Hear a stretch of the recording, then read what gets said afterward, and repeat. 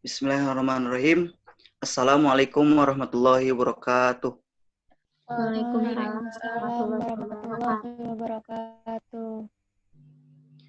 Di sini kami dari kelompok 4 yang beranggotakan Ridho, Endang, Aisyah, Teh Cici, Farah, dan Amel akan menyampaikan presentasi tentang pembelajaran berbasis NCTM. Langsung saja untuk presentasi pertama, saya persilahkan. Endang.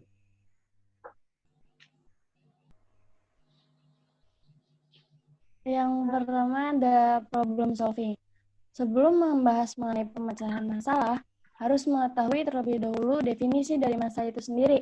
Semua persoalan matematika belum tentu bisa dikatakan sebagai masalah. Dikatakan sebagai suatu masalah jika persoalan tersebut tidak bisa langsung dijawab begitu saja, namun melewati proses bernalar.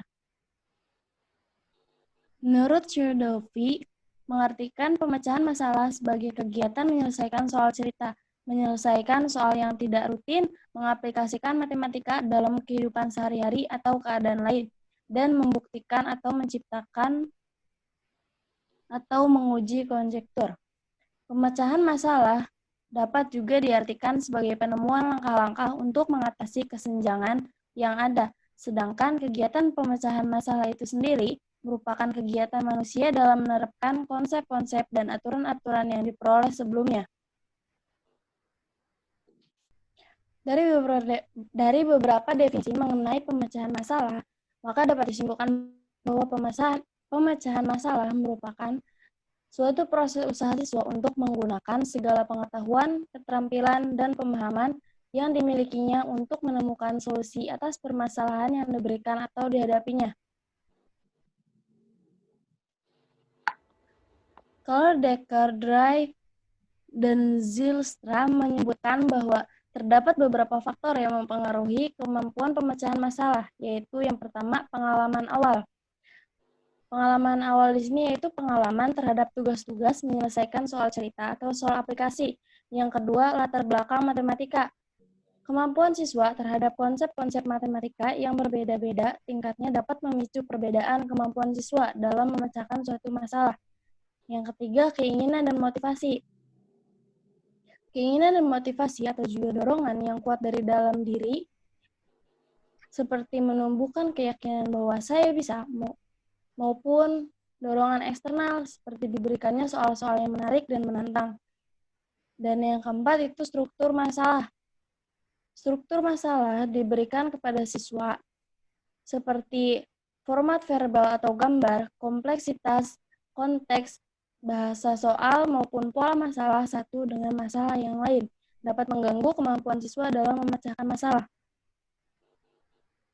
Dawei memberikan 5 langkah utama dalam memecahkan masalah. Yang pertama, mengenal atau menyajikan masalah. Yang kedua, mendefinisikan masalah.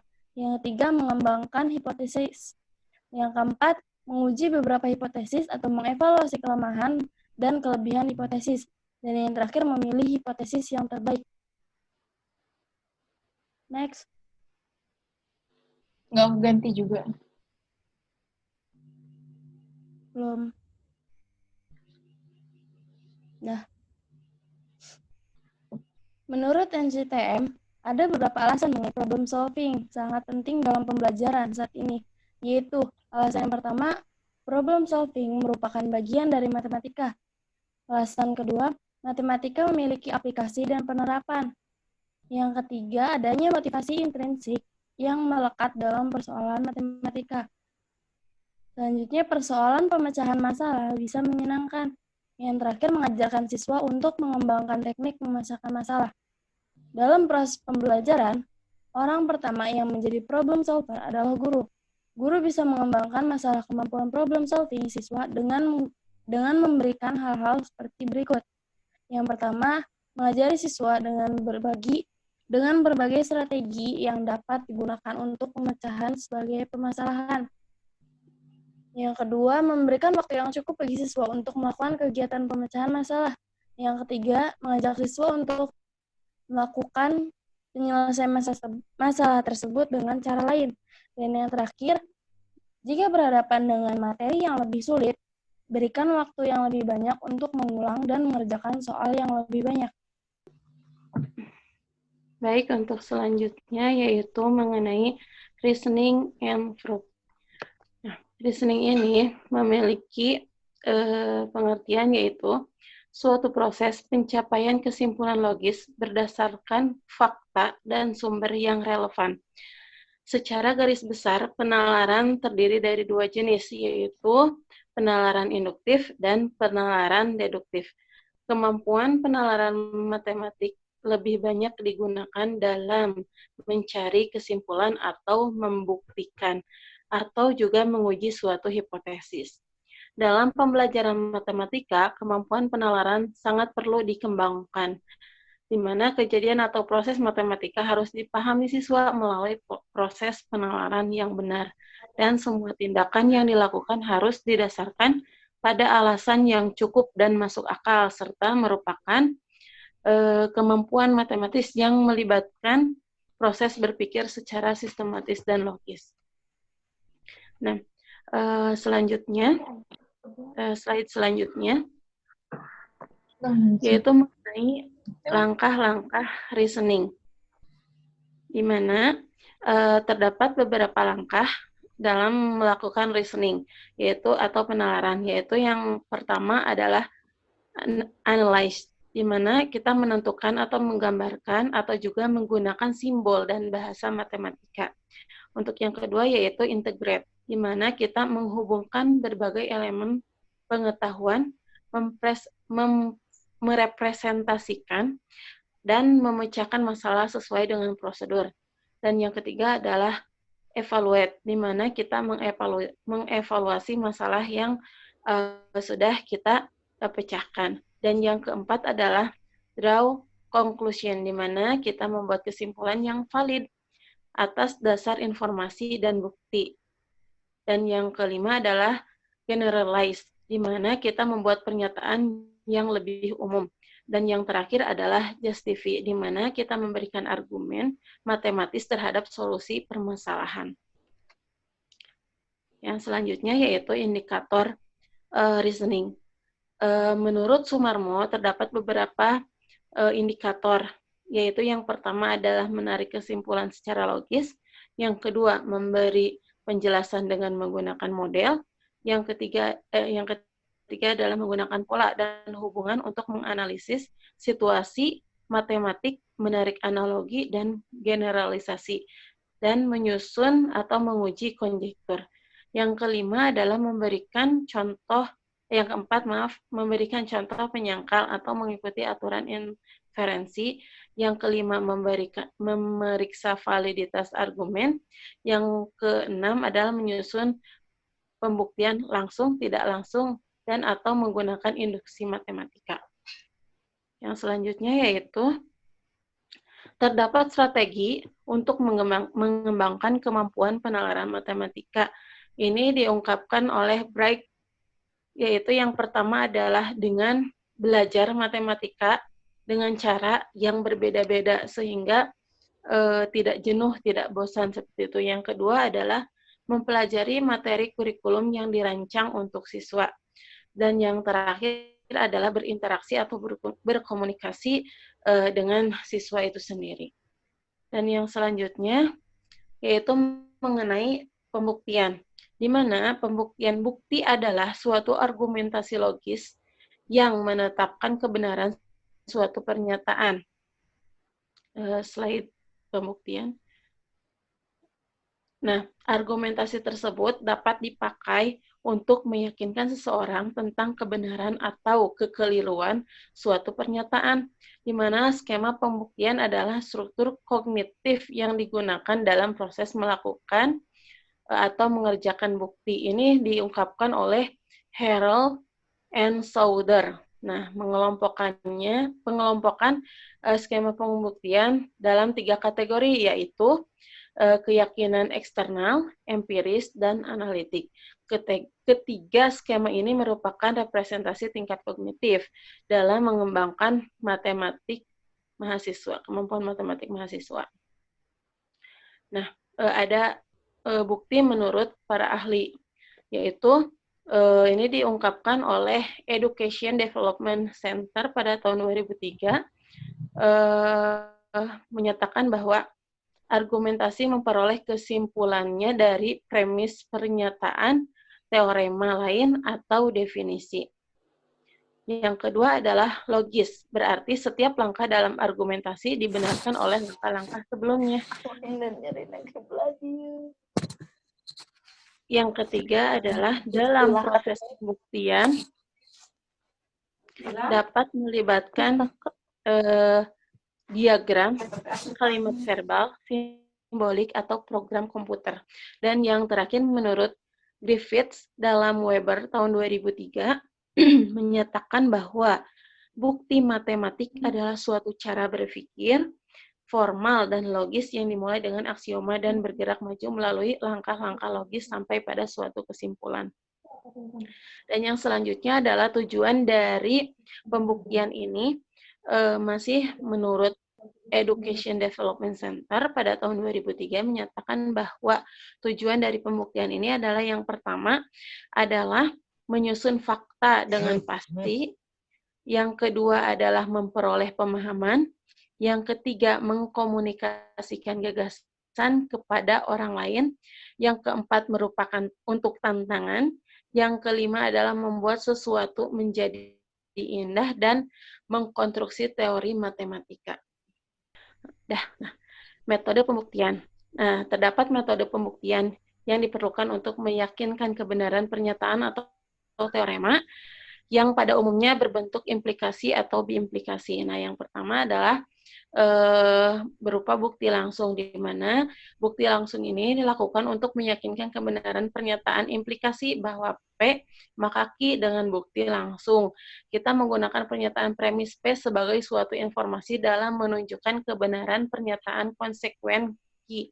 Nah, yang kedua adalah bukti tak langsung, di mana dari suatu implikasi adalah pembuktian yang menggunakan pernyataan ekuivalen dengan implikasi tersebut. Bukti tak langsung terdiri atas bukti dengan kontraposisi dan bukti dengan kontradiksi. Bukti dengan kontraposisi pada implikasi P maka Q, yaitu dengan membuktikan P maka Q, karena implikasi ekuivalen dengan kontraposisi. Dan yang terakhir adalah, menurut NCTM, penalaran matematika dan pembuktian merupakan hal pokok dalam mengekspresikan matematika dengan mengeksplorasi fenomena, membenarkan hasil, dan menggunakan dugaan matematika di semua bidang konten, maka siswa atau mahasiswa harus melihat bahwa matematika sebagai masuk akal. Jadi jelas seperti itu. Demikian yang dari saya. Selanjutnya.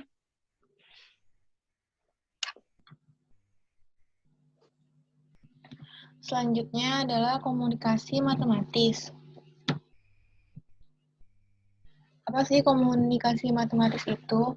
Nah, menurut Fitriana, Isnarto, dan Andi Prabowo, komunikasi matematis merupakan kecakapan seseorang dalam mengungkapkan pikiran mereka dan bertanggung jawab untuk mendengarkan, menafsirkan, bertanya, dan menginterpretasikan antara ide satu dengan ide-ide yang lain dalam memecahkan masalah, baik itu pada kelompok diskusi maupun di kelas. Kemudian menurut Triana dan Zubainur, komunikasi matematis dapat diartikan sebagai suatu percakapan yang terjadi dalam suatu lingkungan kelas. Nah, komunikasi merupakan bagian penting dalam matematika dan pendidikan matematika.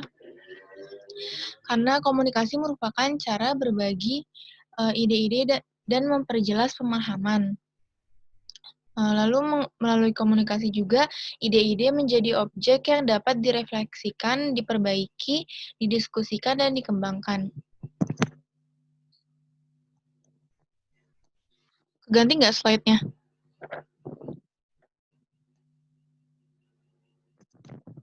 Ganti. Udah. Kemudian, mengapa komunikasi matematis penting? Nah, menurut Barodi, Ada 2 alasan penting. Yang pertama yaitu mathematics as language, yaitu matematika tidak hanya sekadar alat bantu berpikir atau alat untuk menemukan pola atau menyelesaikan masalah. Namun matematika juga sebagai suatu alat untuk mengkomunikasikan berbagai ide secara jelas dan cermat. Kemudian yang kedua ada mathematics learning as social activity. Artinya sebagai aktivitas sosial dalam pembelajaran matematika, interaksi antar siswa, dan juga sebagai alat komunikasi antar guru dan siswa. Kemudian ada 5 aspek komunikasi. Ini menurut Meifa Martaulina Lestari Siahaan dan Napi Tupulu.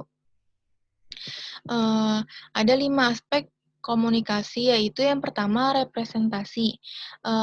Artinya membuat bentuk yang lain dari ide atau permasalahan. Terus yang kedua ada mendengar. Itu kemampuan dalam mendengarkan topik-topik yang sedang didiskusikan, itu akan berpengaruh pada kemampuan siswa.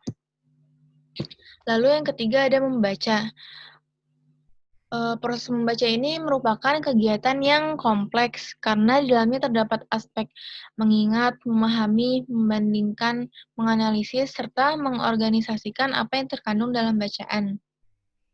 Kemudian yang keempat ada diskusi. Di dalam diskusi ini siswa dapat mengungkapkan dan merefleksikan pikiran-pikirannya berkaitan dengan materi yang dipelajarinya. Lalu kemudian ada menulis.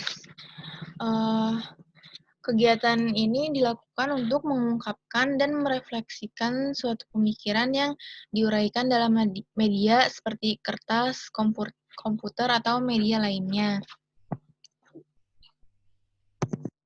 Kemudian ada indikator kemampuan komunikasi matematis. Yang pertama ada menyatakan ide-ide matematis melalui lisan, tulisan, serta menggambarkan secara visual. Ini maksudnya siswa dapat menjelaskan, menulis, maupun membuat sketsa atau gambar tentang ide-ide matematis yang dimiliki untuk menyelesaikan masalah. Kemudian yang kedua ada menganalisis dan mengevaluasi ide-ide matematis baik secara lisan maupun tulisan. Nah, ini maksudnya siswa dapat memahami apa yang dimaksudkan dari suatu soal dan dapat merumuskan kesimpulan dari masalah yang diberikan.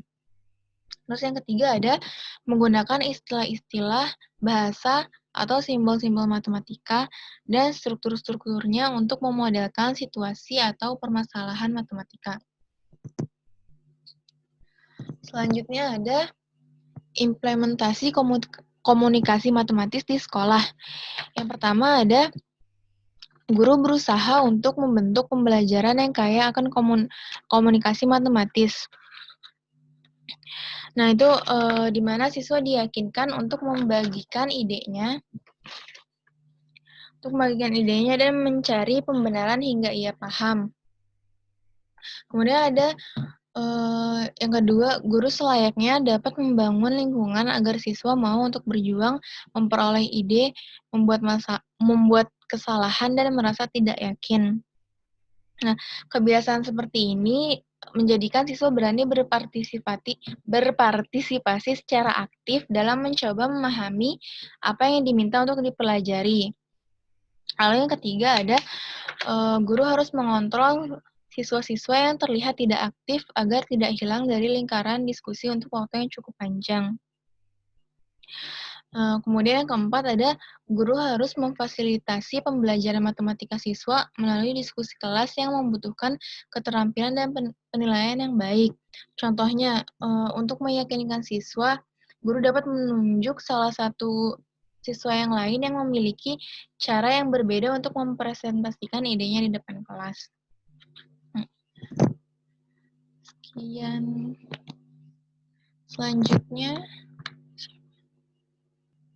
Selanjutnya, ada mathematical connection. Koneksi berasal dari kata connection atau dalam bahasa Inggris diartikan hubungan. Koneksi dalam kaitannya dengan matematika yang disebut dengan koneksi matematika dapat diartikan sebagai keterkaitan secara internal dan eksternal. Koneksi matematika atau mathematical connection merupakan salah satu dari 5 kemampuan standar yang harus dimiliki siswa dalam belajar matematika yang ditetapkan dalam NCTM, yaitu kemampuan pemecahan masalah atau problem solving, kemampuan penalaran atau reasoning, kemampuan komunikasi atau communication, kemampuan membuat koneksi atau connection, dan terakhir kemampuan representasi atau representation. Terus ada pepatah, when student can connect mathematical ideas, their understanding is deeper and more lasting. Apabila para siswa dapat menghubungkan gagasan-gagasan matematis, maka pemahaman mereka akan lebih mendalam dan lebih bertahan. Maksudnya, pemahaman siswa akan lebih mendalam jika siswa dapat mengaitkan antar konsep yang telah diketahui siswa dengan konsep baru yang akan dipelajari oleh siswa.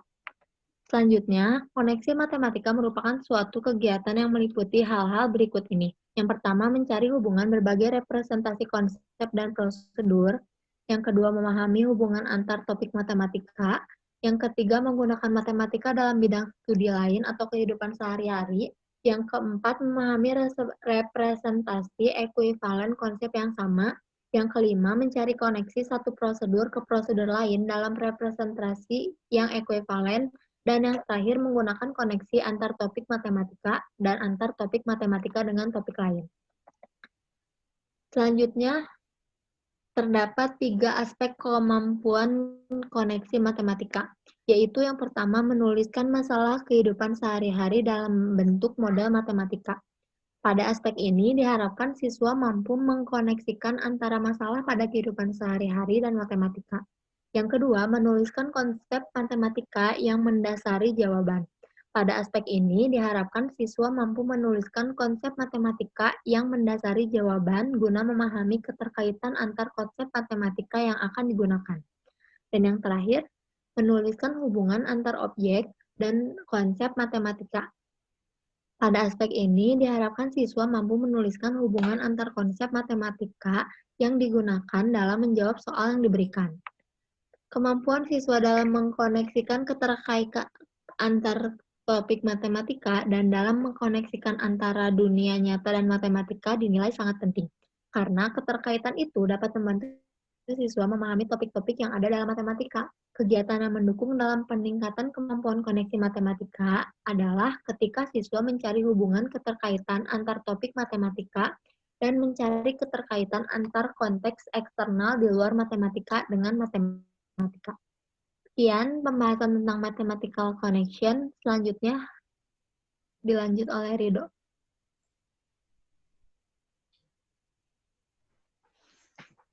Baik, untuk selanjutnya yaitu representasi matematis atau bisa kita sebut dengan mathematical representation.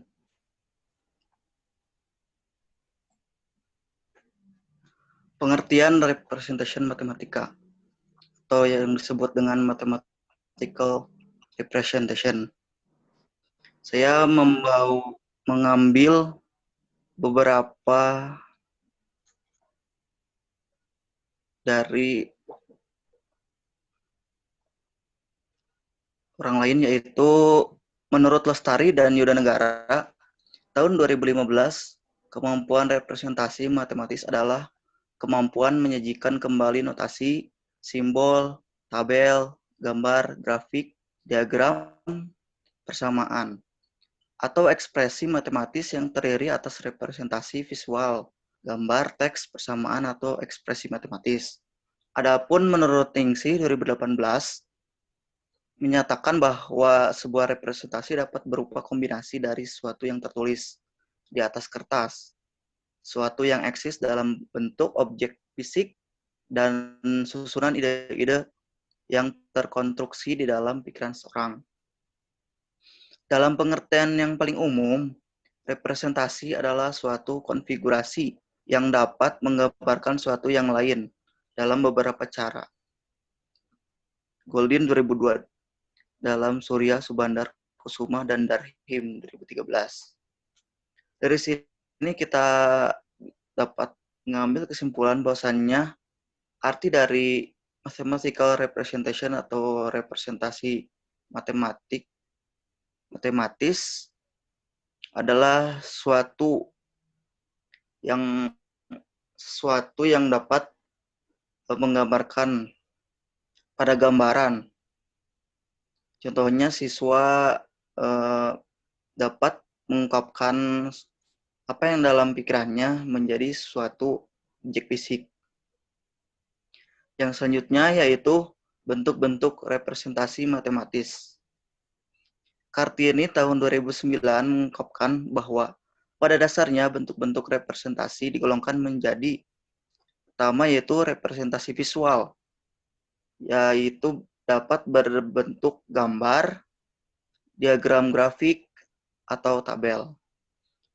Yang selanjutnya yaitu representasi simbolik, dapat berbentuk pernyataan, notasi matematik, atau numerik, atau simbol aljabar. Yang selanjutnya yaitu representasi verbal, dapat berbentuk teks, tertulis, atau kata-kata. Dan selanjutnya yaitu fungsi dari representasi matematis tersebut. Kalatil dan Serin tahun 2000 dalam studinya melaporkan bahwasannya ada 3 fungsi representasi eksternal yang dihasilkan siswa dalam belajar matematika. Yang pertama, yaitu representasi digunakan untuk memberikan informasi kepada guru mengenai bagaimana siswa berpikir mengenai suatu konteks atau ide matematika. Itu siswa dapat menggambarkan apa yang dia ketahui pada suatu objek matematika. Yang kedua yaitu representasi digunakan untuk memberikan informasi tentang pola dan kecenderungan di antara siswa. Yaitu siswa dapat menggambarkan suatu tren atau suatu pola yang berhubungan dengan apa yang telah dia lihat. Dan yang selanjutnya yaitu representasi digunakan oleh guru dan siswa sebagai alat bantu dalam proses pembelajaran. Dan representasi juga dapat digunakan untuk alat bantu sebagai sesuatu yang dapat memudahkan guru dalam menyampaikan pelajaran. Dan selanjutnya yaitu implementasi representasi matematis di sekolah. Dalam proses pembelajaran guru harus mengembangkan kemampuan representasi siswa dalam memberikan hal-hal sebagai berikut. Yang pertama, yaitu guru menyajikan salah satu bentuk representasi di papan tulis. Jadi guru itu dapat mencontohkan suatu representasi pada papan tulis. Jadi intinya itu guru itu menggunakan papan tulis sebagai alat bantu dalam pembelajaran dan sebagai alat representasi tersebut. Dan yang kedua yaitu guru memberikan waktu kepada siswa untuk mempresentasikannya dalam bentuk lain. Jadi si guru itu dapat memberikan contoh lalu mencobanya pada siswa. Apakah ada gambaran lain tentang contoh tersebut atau tidak. Dan yang selanjutnya yaitu berdiskusi mengenai berbagai bentuk representasi siswa. Dan yang selanjutnya, yang terakhir yaitu indikator representasi matematis. R1 yaitu menyajikan data atau informasi ke bentuk representasi visual atau variasi grafis yang sesuai dengan representasi internalnya. Dan R2 yaitu membuat persamaan atau model matematika dari representasi lain yang diberikan yang sesuai dengan representasi internalnya. Jadi siswa itu dapat membuat representasi, dapat menggambarkan suatu yang ada di dalam pikirannya tentang suatu objek yang telah ditunjukkan oleh si guru. Dan yang ketiga yaitu menuliskan interpretasi dari suatu representasi penyelesaian masalah matematika dengan kata-kata yang sesuai dengan representasi internalnya.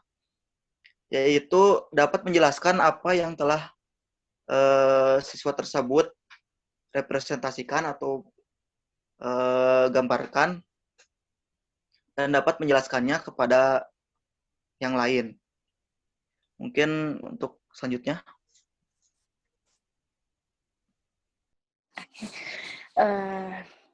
Sebenarnya setelah dibahas mengenai problem solving, reason and proof, mathematical communication, mathematical connection, dan mathematical representation, di sini kita akan membahas mengenai contoh soalnya.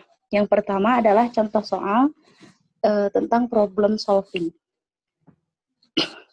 Di sini ada tentukan bilangan terkecil dari 5, 6, 7, 8, 9, 10. Dan untuk jawabannya dari 5, 7, 8, 9, 10. 8 itu bisa difaktorkan menjadi 2 dan 4. 5, 7, 2, 4, 9, 10. 5 dan 2 bisa dihilangkan karena 2 dan 5 faktor dari 10. Sehingga hasil akhirnya, hasil kali terkecilnya adalah 2520.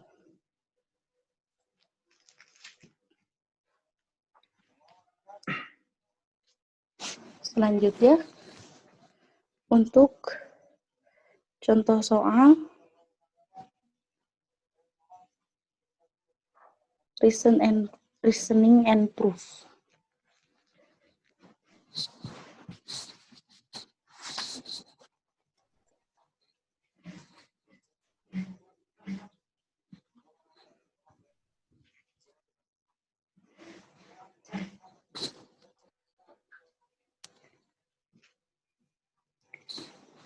Nah, untuk reasoning and proof, untuk menguatkan pemahaman siswa dan mengembangkan penalaran deduktif, siswa memilih beberapa cara untuk membuktikan permasalahan.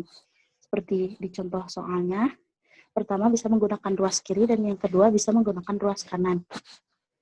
Untuk ruas kiri, itu ada sin kuadrat A ditambah cos kuadrat A itu sama dengan 1, cos kuadrat A sama dengan 1 min sin kuadrat A.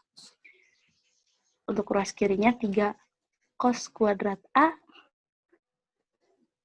dikurangi 2 itu sama dengan 3 dalam kurung 1 dikurangi sin kuadrat A dikurangi 2, hasilnya sama dengan ruas kanan.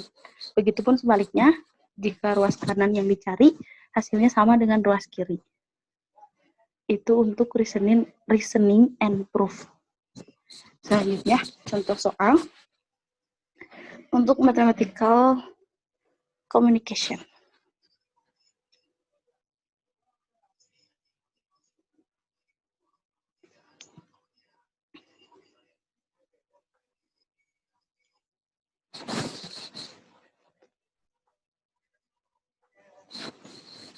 Untuk mathematical communication, contoh soalnya adalah diketahui sebuah lingkaran memiliki jari-jarinya 10,5 cm dengan V 22/7 dengan sudut 72 kuadrat. Tentukan luas jurinya. Dan penyelesaiannya dijawab secara rinci, ditulis dulu diketahui, lalu dijawab. Yang diketahuinya adalah jari-jarinya 10,5 cm, V-nya 22/7, dan besar sudut AOB 72 kuadrat. Dan untuk luas jurinya, rumusnya adalah sudut AOB dibagi 360 derajat dikali luas lingkaran. Dan dari keseluruhannya hasilnya adalah 69,3 cm kuadrat. Selanjutnya, contoh soal untuk mathematical connection.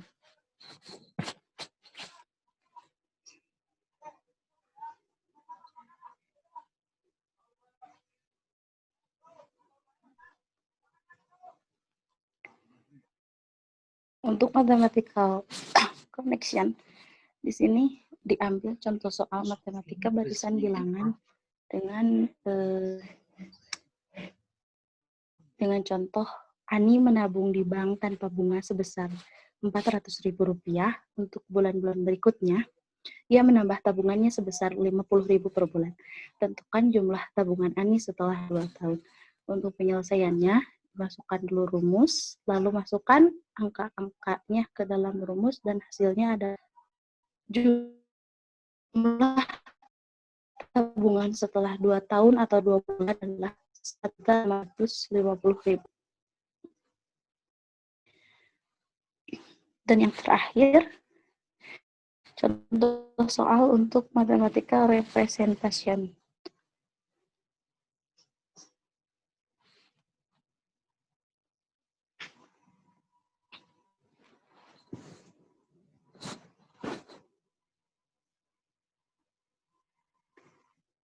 Contoh soal untuk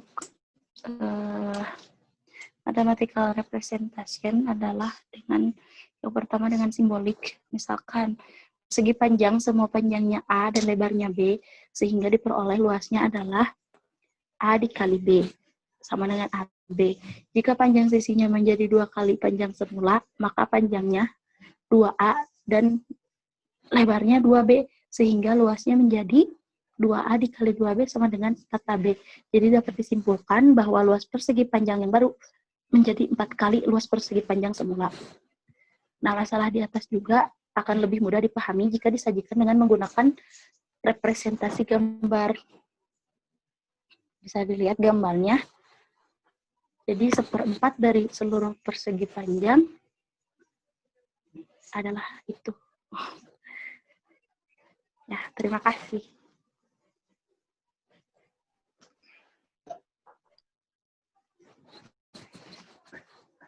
Mungkin dari presentasi tersebut kita dapat simpulkan bahwasannya pembelajaran matematika berbasis NCTM itu terdapat 5 standar.